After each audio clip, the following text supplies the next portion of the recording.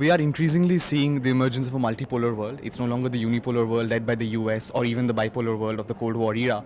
Is the multipolar world a better scenario for a country like India, or do you think that the power chaos that it could create problems for India going forward as well?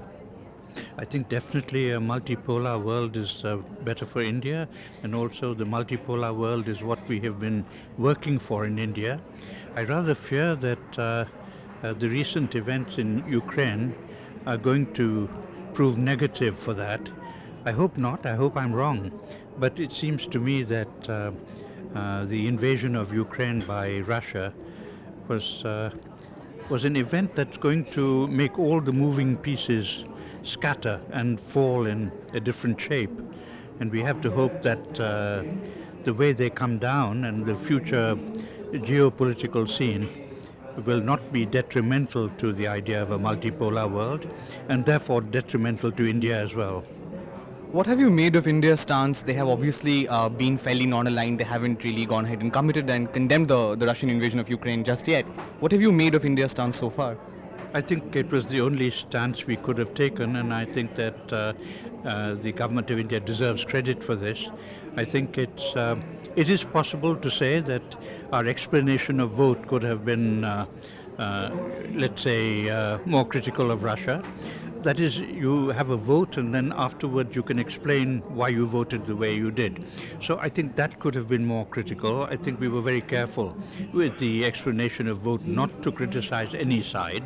But it seems clear to me that there was an invasion that took place. It had been threatened for a long time, but eventually it did take place from the 24th of February. And I think that needed to have been called out. But on the voting itself, which is what you asked, I think that abstention was the right thing to do. We have to wait to see, as I said, how the pieces are going to fall eventually. One school of thought seems to be that the Russian invasion of Ukraine could eventually encourage China to do the same with Taiwan. What is your take on that? Or do you think that given the wide condemnation that we've seen across Europe, across several of the other countries, that China would take this as sort of a warning that Taiwan has to be dealt more carefully? I think that that's a difficult conclusion to draw, because I think that the United States is treaty bound to defend Taiwan. It's a very different situation from Ukraine. If China indeed does take action to reunite, as they call it, Taiwan with China, they will have to reckon with a very strong United States response, which hasn't happened in Ukraine, of course. Where do you see India aligning its priorities? We are increasingly in a world where the US and China are coming ever closer in terms of military power, in terms of financial muscle.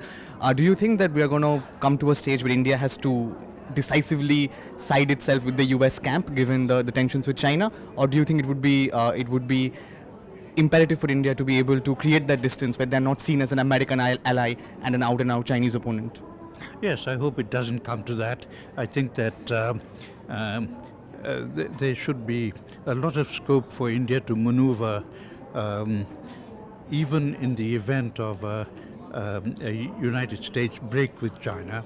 I think that there's no reason for us to think in terms of backing one side or the other at the moment. And I don't honestly think this prospect is ever going to happen, because I think that the United States-China hostility, if you like, enmity, difficulties, have certain limitations on both sides. So I don't think it's ever going to get to that situation.